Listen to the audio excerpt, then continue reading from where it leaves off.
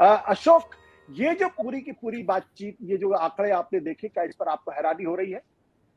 बिल्कुल नहीं हैरानी हो रही है, या मुझे थोड़ा ताज्जुब भी लग रहा है। जो भारतीय जनता पार्टी का उन्होंने 33.8% दिया, मुझे वो और थोड़ा नहीं नीचे जाता हुआ दिखाई देता है। मुझे शिवसेना का वोट परसेंटेज वैसा देखा जाए, जितना मैं मतलब सब आज महाराष्ट्र को जानने वाले दिग्गज है, लेकिन जितना मैं जान पा रहा हूँ, जितना मैं घूम रहा हूँ महाराष्ट्र में, आज भी मैं पुणे में हूँ, तो कुल मिला के मुझे लगता है कहीं ना कहीं शिवसेना का जो 12% उद्धव ठाकरे का दिया है, इसको थोड़ा मैं और थोड़ा बूस्ट करना चाहूंगा। बाकी एनसीपी और कांग्रेस में मुझे लगता है कि कांग्रेस का और एनसीपी का तो ठीक है, लेकिन बीजेपी का थोड़ा और कम होना चाहिए, ऐसा मुझे लगता है मत प्रतिशत में। क्योंकि जितना डिटोरिएशन हुआ है, खासकर यदि मैं कृषि उपज मंडी के चुनाव देखूं, या फिर मैं बाई इलेक्शन देखूं, या फिर लगातार हर जिले में जो बाहरी वर्सेस अंदरूनी की जो लड़ाई है बीजेपी की, तो वो बहुत ज्यादा पीक पे हर जिले में पहुंची हुई है।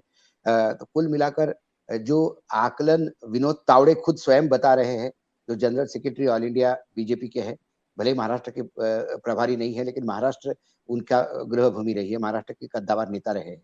वो जब ये हाल ही में जो बोल के गए हैं, वो इंडिकेशन तो ये 33.8% तो नहीं बताता, ऐसा मुझे लगता है। ये विनोद तावड़े ने क्या आपस जो बीजेपी के अंदरूनी मीटिंग हुई उसमें ये बातचीत कही है, पार्टी कार्डर के साथ ये बातचीत कही है? कहां पे कही उन्होंने बात? क्योंकि अखबारों में तो ये खबर सुनने में नहीं आई है। नहीं नहीं, अखबारों में भी छपी है, विनोद तावड़े की खबरें छपी है अखबारों में, मराठी अखबारों में छपी है प्रोमिनेंटली। क्या उन्होंने क्या कहा है? नहीं, उन्होंने कहा कि बीजेपी की हालत बहुत मतलब खराब है, जितनी खराब उन्होंने बताई है, उस हिसाब से 33% भी बहुत ज्यादा लग रहा है मुझे। ये जो सर्वे है, ये क्या बताता है? अगर आज की तारीख में अगर वहां पे विधानसभा का चुनाव हो जाए, तो क्या आपको लगता है कि बीजेपी का सुपड़ा और एकनाथ शिंदे का सुपड़ा साफ हो जाएगा? बिल्कुल, एकनाथ शिंदे के यहाँ जो 41 लोग हैं, उनमें से 2 या 4 चुनाव जीत गए तो बहुत बड़ी बात है, या 5 पकड़ लीजिए आप।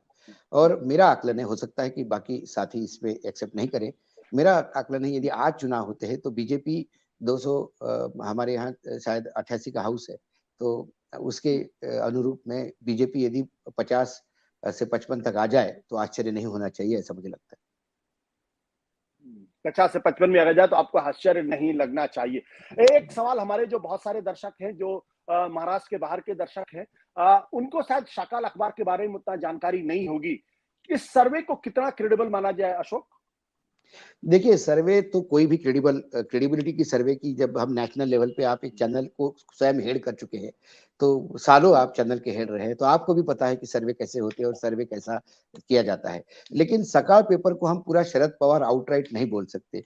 उस सकाळ में कई बार शरद पवार के खिलाफ भी खबर छपती है, ये हमने देखा है, क्योंकि वो सकाळ शरद पवार के डायरेक्ट कंट्रोल में नहीं है। अब वो जिन भाइयों के पास है, वो इतने ज्यादा अच्छे टर्म से मुझे नहीं लगता, क्योंकि कई खबरें मैं आपको बता सकता हूँ कि जो शरद पवार के खिलाफ भी सकाळ में छपाई, या राष्ट्रवादी कांग्रेस के खिलाफ भी सकाळ में छपती हुई मैंने देखी। तो इसलिए मैं इसको थोड़ा बहुत क्रेडिबल मानता हूँ, एकदम आउटराइट रिजेक्ट भी नहीं करता हूँ, थोड़ा बहुत क्रेडिबल मानता हूँ। लेकिन मुझे लगता है बहुत कॉशियस होके उन्होंने ये सर्वे किया है, ना किसी से दोस्ती ना किसी से बैर, ये सोच के उन्होंने एक पिक्चर प्रेजेंट करने का प्रयास किया। लेकिन वो पिक्चर भी हम देखें तो एक तरफ यदि हम एनडीए का, यदि वर्तमान जो सरकार है, गठबंधन ईडी सरकार है, उसका देखा जाए तो हम ये करीब करीब 47, ये 39.3% बैठता है उसका टोटल। और यदि महाविकास आघाड़ी का बताए तो 47.7 बैठता है। तो 39 और 47 में इतना बड़ा गैप है, जहां कई बार वोट परसेंटेज, जैसा मध्य प्रदेश में वोट परसेंटेज जाता था बीजेपी का, उसके बावजूद सीटें कांग्रेस के पास ज्यादा थी पिछले विधानसभा चुनाव में। तो इस हिसाब से यदि इतना बड़ा गैप है, तो ये गैप इतना बहुत ज्यादा है कि जिसको 4 या 5% का, यदि 7% से ज्यादा का स्विंग यदि देखते हैं आप, तो मुझे लगता है सीट कन्वर्जन में भयावह स्थिति, मतलब सुपड़ा साफ होता हुआ दिखाई देता है, यदि ये परसेंटेज से सीट कन्वर्जन में हम जाए तो। रवि किरण जी के पास जाऊं उसके पहले अशोक, एक सवाल और आपसे। क्या कारण आपको लगता है कि जो इनके वोट परसेंटेज गिरते हुए दिखाई पड़ रहे हैं, और इनके और महाराष्ट्र विकास आघाड़ी के बीच में 8% का गैप सकाल सर्वे दिखा रहा है?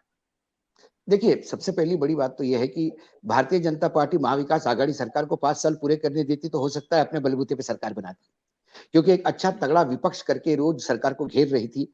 लेकिन सत्ता में आने के बाद ये जो टूट फूट करके सत्ता में आए वो महाराष्ट्र के गले नहीं उतरती। इसके पहले शिवसेना जब जब टूटी है, चाहे छगन भुजबल के टाइम पे टूटी, नारायण राणे के टाइम पे टूटी, उसके कोई खास मुझे ये दिखाई नहीं देते। और जनमानस का कहीं ना कहीं एक सिंपैथी वोट जो है, मैं उस इतना ताकतवर आदित्य को नहीं मानता कि पुणे के रोड शो में लाखों के लोगों की भीड़ लगा दे। लेकिन ये उसको धन्यवाद देना चाहिए एकनाथ शिंदे और देवेंद्र फडणवीस को, कि इनके चलते उसका स्टेक हाई हो गया है। दूसरी ओर एनसीपी कांग्रेस और कांग्रेस में भी थोड़ा बहुत, खासकर विदर्भ में कांग्रेस फिर से मुझे जिंदा होता हुआ दिखाई देती है। जो राहुल गांधी की भारत जोड़ो यात्रा है उसका एक पॉजिटिव इम्पैक्ट आया है, जो आपने कर्नाटक में भी देखा है, और वो विदर्भ में भी, कल चुनाव होंगे तो विदर्भ में भी वो दिखाई देगा। तो और कर्नाटक की जीत के बाद कहीं ना कहीं एक उम्मीद कांग्रेस के कार्यकर्ता को जग गई है कि अब वो भी टक्कर दे सकते हैं। तो वो जो कार्यकर्ता घर में बैठा होता है, बड़ा लेजी सुस्त सा बैठा होता है, उसमें एक नया बूस्टर डोज मिला, तो इसलिए कांग्रेस। लेकिन कांग्रेस के साथ सबसे बड़ा प्रॉब्लम वहां पे है, जब तक राज्य में कोई ठोस नेतृत्व में, विलासराव देशमुख जाने के बाद ऐसा कोई नेता कांग्रेस में नहीं बचा कि जो पूर्ण महाराष्ट्र के, जिसकी एक पहचान हो महाराष्ट्र के रूप में। कोई पश्चिम महाराष्ट्र का है, कोई विदर्भ का है, कोई मराठवाड़े का है, तो एक ओवरऑल ऐसा नेता नहीं बचा है। शरद पवार आज भी पूरी कसावट के साथ महाविकास आघाड़ी में बने हुए हैं। हालांकि शरद पवार पे हमेशा एक बात उठती रहती है कि वो कहाँ जाएंगे, उनकी क्रेडिबिलिटी को लेकर सवाल पड़ते हैं। लेकिन मुझे लगता है कि शरद पवार जी के लिए महाविकास आघाड़ी मजबूरी है।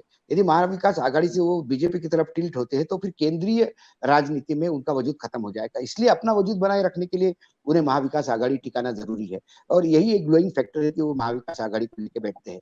महाविकास आघाड़ी के जो उपचुनाव हुए, उपचुनाव में बाय एंड लार्ज देखा गया, या विधान परिषद के चुनाव में देखा गया कि जो वोट ट्रांसफर जनरली क्या होता है, गठबंधन तो होता है, वोट ट्रांसफर नहीं होते, या वोट ट्रांसफर होते हुए भी दिखाई देते हैं कई जगह पे, क्योंकि कार्यकर्ता को भी समझ में आ गया कि यदि हम इकट्ठा नहीं रहेंगे तो फिर बीजेपी शासन साथ में आएगी। दूसरी बात, बीजेपी का स्टेक इतना लो हो गया है, उसका एक मुख्य कारण है कि देवेंद्र फडणवीस ने जिस हिसाब से बीजेपी, ये मेरा आकलन है, फिर मैं कहता हूँ, बीजेपी को देवेंद्र फडणवीस ने जिस हिसाब से चलाया, क्योंकि महाराष्ट्र में देवेंद्र फडणवीस ही सब कुछ है। जो बीजेपी के कद्दावर नेता थे वो सब हाशिए पे लगाए गए, या तो वो पार्टी छोड़ के चले गए, या बिल्कुल डिफॉल्ट हो गए पार्टी में। तो कार्यकर्ता भी नाराज है। और दूसरी बात, जो बाहर से आए हुए लोग हैं वो इतने ज्यादा हावी हो गए हैं कि अब बाहर के लोगों को, जैसा महाराष्ट्र में जब एक कोई बड़ी परियोजना होती है और वो एक गांव उठता है, तो ओरिजिनल गांव और दूसरा बसा हुआ गांव, उसको दूसरा वही गांव नाम से जाना जाता है, तो उसको कहते हैं बुद्रुक। जैसा पूना कल उठ के दूसरी जगह चला जाएगा तो पूना मेन और पूना बुद्रुक, वैसे बीजेपी भी 2-3 चक्कर हो गए बीजेपी में, बीजेपी ओरिजिनल, बीजेपी बुद्रुक। और बीजेपी बुद्रुक में भी बीजेपी कांग्रेस, बीजेपी सेना, बीजेपी एमएनएस, बीजेपी एनसीपी, ये ऐसे ऐसे गठ बने हुए हैं। और एक छोटा उदाहरण देता हूं मैं, अहमदनगर जिले में राम शिंदे जो वहां के विधायक है, वो मुझे अभी एमएलसी बने हैं, वो एक दिन मुझसे बात करते, उन्होंने इस बात को बिल्कुल माना कि उन्होंने कहा कि इस अहमदनगर जिले जैसे कॉम्प्लेक्स जिले में बीजेपी को फिर से खड़ा करने के लिए हमने पूरा जीवन लगा दिया। और क्या हुआ, वहां पे वीके पाटिल आ गए बीजेपी में, रेडीमेड बन के उधर से आ गए, अब रेवेन्यू मंत्री बने हैं। जिन लोगों ने कांग्रेस के खिलाफ सालों संघर्ष किया, अब वो लोग उनके दरबार में जाके उनसे मदद मांगनी पड़ती है, तो मेरे कार्यकर्ता बहुत हतोत्साहित है। तो ऐसा एक नगर जिले का मैंने बता दिया, चाहे पुना का हो, हर जिले में आपको एक बुद्रुक और एक ओरिजिनल मिलेगा। ये कहीं ना कहीं देवेंद्र फडणवीस ने जो सिंगल हैंडेडली पार्टी चलाई वो बहुत ज्यादा डैमेज कर गई। और इस पूरे आज महाराष्ट्र में देखा जाए तो देवेंद्र फडणवीस बीजेपी के अंदरूनी मतलब आकलन करें तो बीजेपी में सबसे बड़े विलन आज देवेंद्र फडणवीस दिखाई देते हैं। सत्य हिंदी का ऐप डाउनलोड करें गूगल प्ले स्टोर पर।